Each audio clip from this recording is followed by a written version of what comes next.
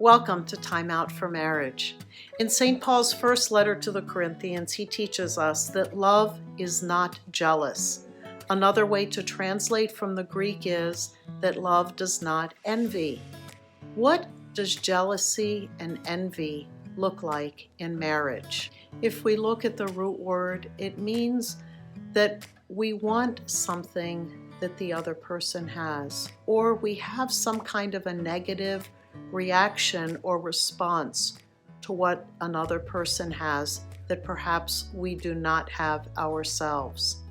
As I look back on my own marriage, I realize that one of the qualities that most attracted me to my husband in the first place, his intelligence, was something that I became envious of in our early years of marriage. And I only realized this looking back. I was not aware of it at the time.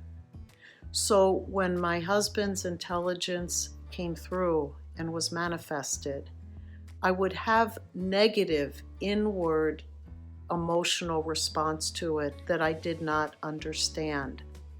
But now I see that it in fact was jealousy, was a feeling of being inferior to him and wishing that somehow I had what he had.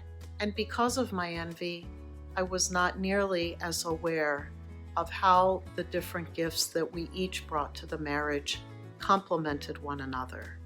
My envy blinded me to that.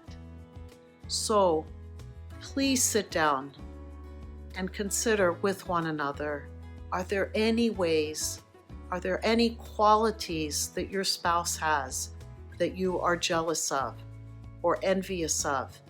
And how, in fact, might those jealousies be impacting your marriage in a negative way? Then commit it to prayer and to one another to grow out of that jealousy by the grace of God and to ask Him to transform that jealousy into something positive, into gratitude for your spouse having gifts that perhaps you do not have. And then how, as a couple, do you bring your different gifts together for the glory of God? Until next time.